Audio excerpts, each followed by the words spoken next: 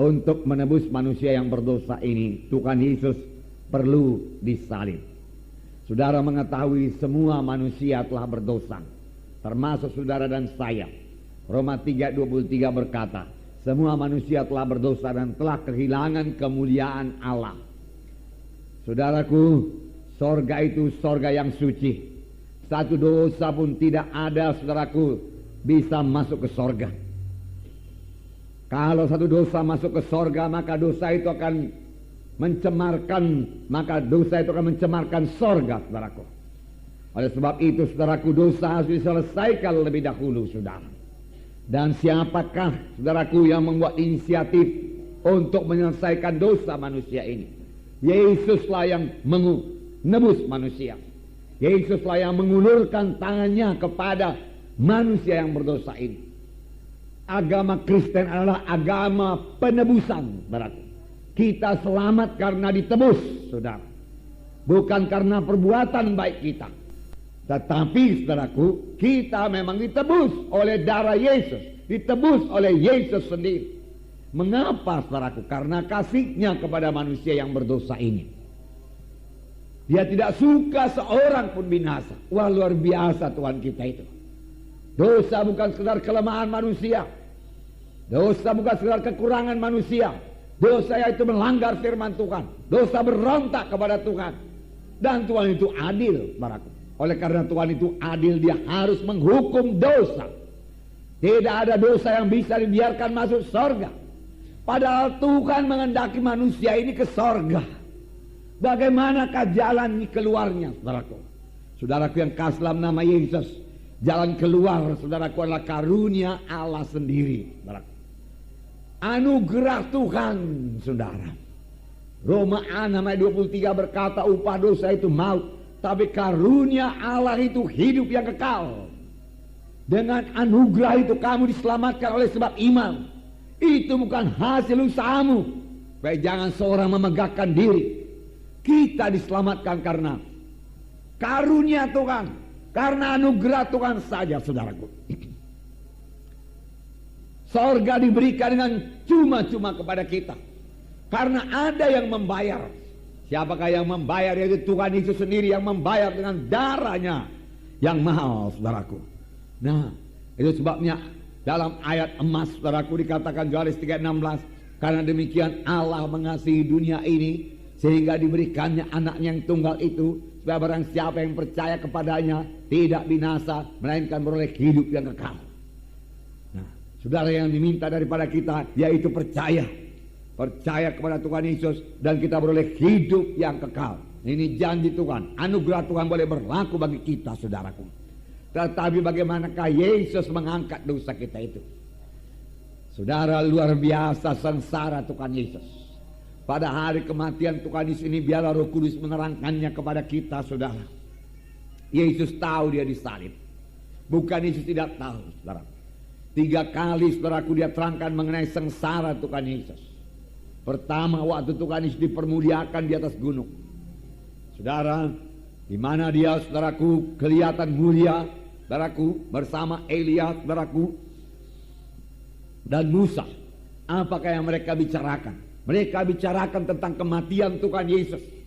Kematian Tuhan Yesus adalah hal yang sangat penting untuk manusia, hal yang sangat penting untuk Allah, untuk sorga, saudaraku. Mereka bicarakan, saudaraku. Kelihatan kemuliaan Allah turun. Tetapi Petrus tidak mengerti. Petrus berkata, biarlah kita di sini saja, Tuhan. Kami buat satu kemah untukmu, satu untuk Musa, satu untuk Elia. Saudara, Petrus tidak tahu apa yang dikatakannya, saudara.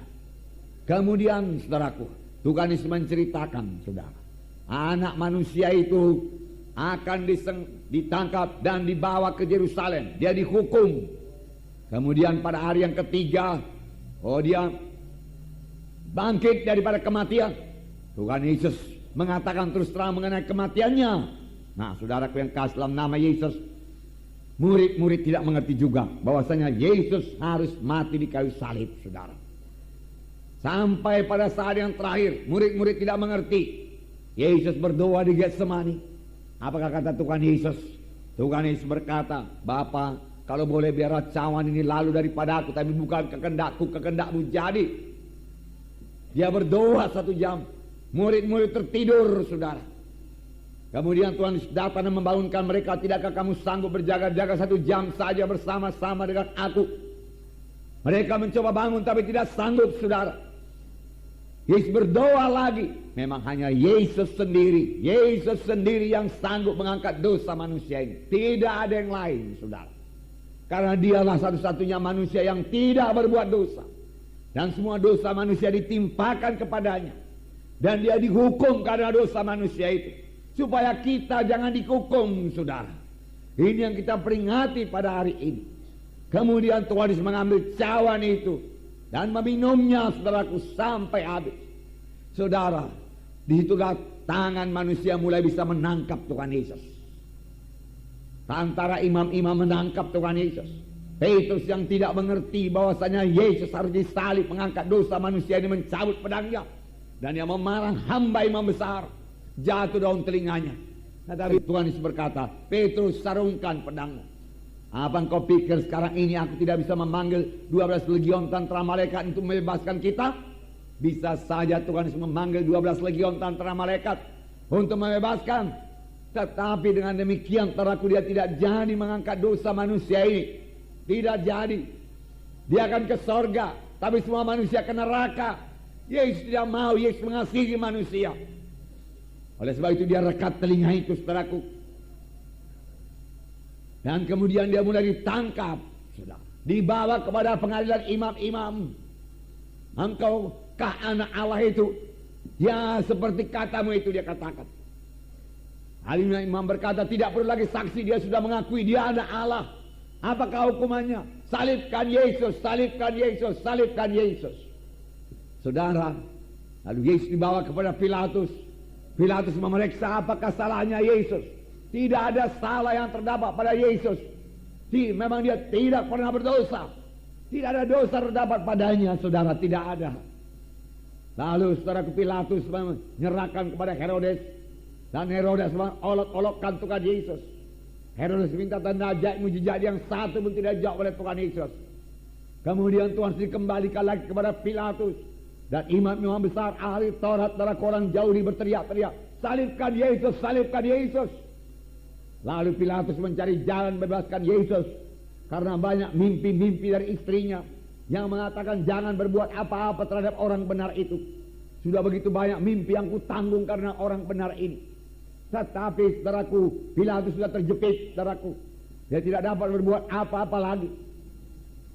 Saudaraku, sedang orang ramai berteriak, kalau engkau tidak membunuh dia disalib, maka engkau adalah musuh kaisar. Dia katakan.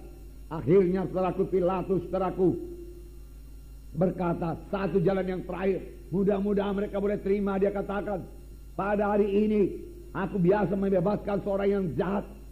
Maukah engkau membebaskan Barabas, seorang penyamun, seorang perampok untukmu, ganti Yesus? Dia katakan. Saudaraku, mereka berkata, salibkan Yesus, salibkan Yesus. Dia katakan, lepaskan Barabas bagi kami, lepaskan Barabas bagi kami. Dia minta seorang yang jahat dan Yesus harus disalib. Saudaraku yang kasih dalam nama Yesus. Lalu mulailah Yesus, saudaraku, mengangkat salib dari Yerusalem ke Golgota. Di tengah jalan, saudaraku, dia tidak sanggup lagi, dia jatuh, tertimpa salib, terlalu berat, saudara. Semalam-malaman tidak tidur. Apa yang terjadi, saudaraku? Syukur ada seorang Simon dari Kirene, saudaraku, yang membantu mengangkat salib Tuhan Yesus ini, saudara, sampai di kayu salib.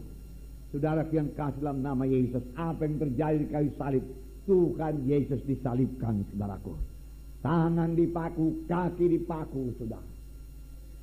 Dan disitulah dia berteriak, Eloi, Eloi, lama sabatani. Bapa, Bapa, mengapa engkau tinggalkan aku? Terjadi perceraian dengan Bapa karena Yesus mengangkat dosa manusia ini. Yesus telah dijadikan dosa supaya kita jadi kebenaran Allah, saudara. Tidak ada jalan yang lain. Inilah jalan satu-satunya, saudara.